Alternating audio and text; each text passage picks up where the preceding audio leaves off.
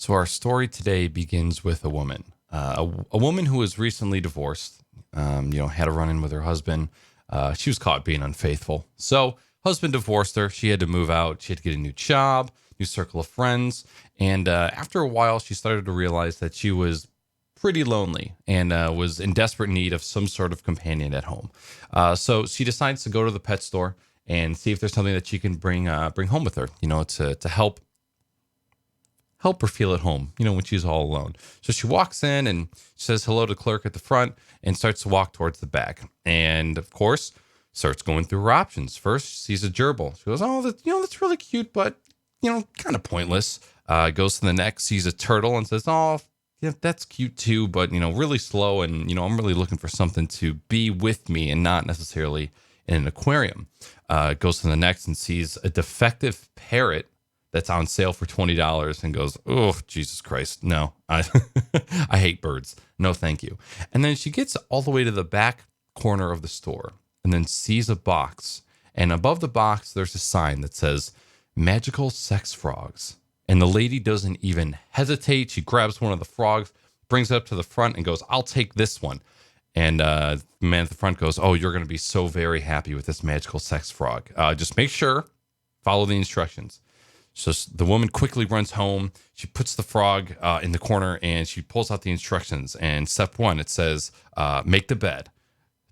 Number 2, take a shower. Number 3, put on some sexy lingerie. Number 4, put on some perfume. And then number 5 is get into bed and grab the frog and set it right in between your legs. That's all you got to do. The frog will take care of the rest. So the woman does all the things, gets ready, puts on the sexy lingerie, the perfume, gets into bed, puts the frog, opens her legs, and waits. And nothing happens. She goes, something, okay, wait, something's not right. She goes back to the instructions and reads, oh shit, there's a step number 6. And it says, you need to tell the frog to eat me. So she runs back in bed, spreads her legs, and goes, eat me. And the frog just stares. Eat me. Again, frog stares. Woman goes, well, what the okay, whatever. Let's go back to the instructions, make sure I didn't miss anything. She goes through all the steps and sees, okay, I didn't miss anything. And at the bottom, it says, if frog does not work, please call store owner.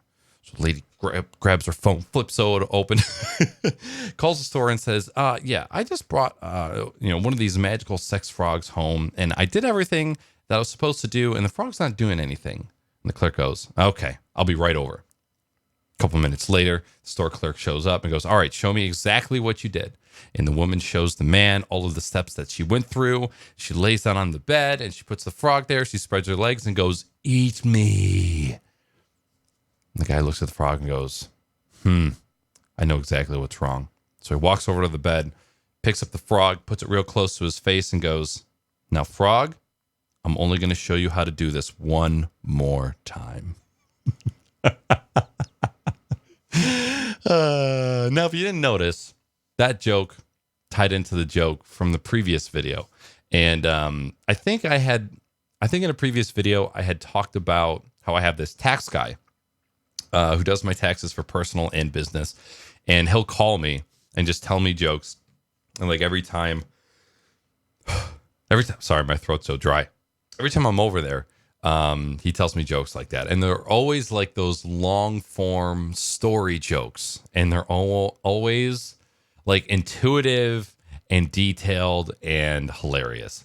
And I had to Google this one to remind me of a couple details just to get it right.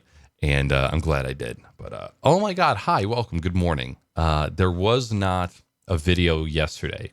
Yesterday was Monday, right? Where's my mouse? Yesterday was Tuesday. Was it really? Did I miss 2? No, I uploaded on Monday. Okay, so I just missed yesterday. I told myself I wasn't going to promise these daily videos. However, like when I wake up and I'm not feeling it, I try not to force myself into it. I'm not trying to do like a daily video per se. But I do want to like push myself kind of to do something on a consistent basis. I think this type of content could be super cool. It's short, it's sweet, it can be funny, it can be serious, it can be educational. I think this is another one of those like selfish pieces of content for me where I think it's doing more for me than it might be doing the person who's watching it. But I don't know. I think it'd be cool. I think it's a good ritual. I think it is something good to put into my routine in the mornings. I think it's good to have something. I've always buckled under creative pressure. Like whenever there was a, hey, you need to be creative at this day, at this time. And that's always weighed really, really heavy on me. I went to graphic design school in college for 3 years, and then I ended up dropping out because as soon as I started to get a taste for what it was going to be like to create for money, I got turned off so fast. And then I dropped out. I was like, absolutely not. Clients, the deadlines, the money, this kills it all for me.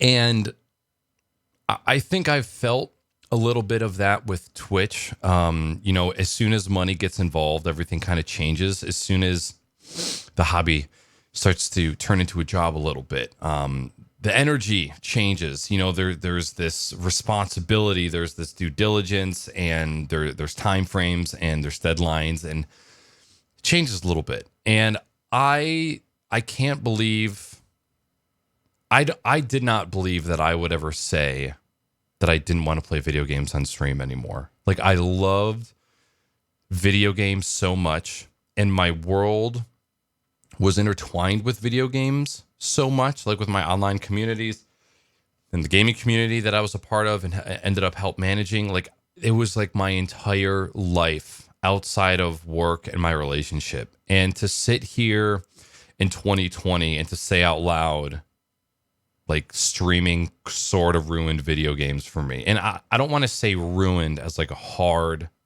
this is it. I'm never going to love video games again. But I can tell you that my desire to play video games skyrocketed once I realized I wasn't streaming them anymore.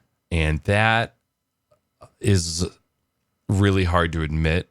It's hard to say out loud because one, I'm scared that I will never be able to rekindle that love for video games. A part of that fear is that my desires are just changing and I want to do other things with my free time. But within that fear, there is still a huge part of me that's like, you don't want to let go of video games. You love video games. Why would you want to let go of them? And every day is like a battle, like back and forth, trying to figure out like which way I want to go. And I haven't landed on anything yet. And I'm sure there's so many streamers that are in this same boat where they hit this point where like, man, streaming has turned video games into work. I no longer want to work. I just want to enjoy. And it's like if I navigate my content into a different direction to where I'm not playing games all the time, can I save that love? Like if I take a break from focusing on video games and I try and go in a new direction, can I save myself from killing video games completely? I don't know. It seems like it's such a huge part of my life. And I'm not ready to let go of it. Like I've always told myself that I would be a gamer for life, right? And I'm afraid that I've killed that for myself. And I'm even more afraid that taking all this time to look inward and meditate and think, like really think about what I'm doing and what I want, I'm afraid that I will find that video games are no longer going to be in my life. So that's like the dark side of that thought, right? To me, there's three sides to a thought. There's the good, the neutral, and the bad. And like a week ago, when I sat down, I had a drink, I played some PUBG with Conbot, and we just had a fantastic time. And it's in those moments that I know that I love this and it'll never leave. But I go back and forth, depending on the day. And holy shit, today is a rough day, strictly speaking, on exhaustion. I went to bed hella early. I slept amazing.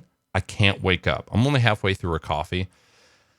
As much as I think that I've gotten used to this new routine, I think I still got a long way to go. and I'm enjoying it very much. But man, some mornings it'll just me be struggling to wake up for like 2 hours straight, and it's not till I like get out the door where I finally perk up. So I'm still adjusting.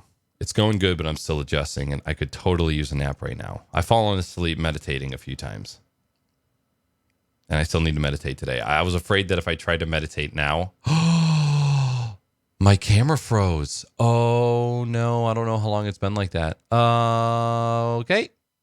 I think it's a good time to end the video. You guys have a wonderful day. Goodbye.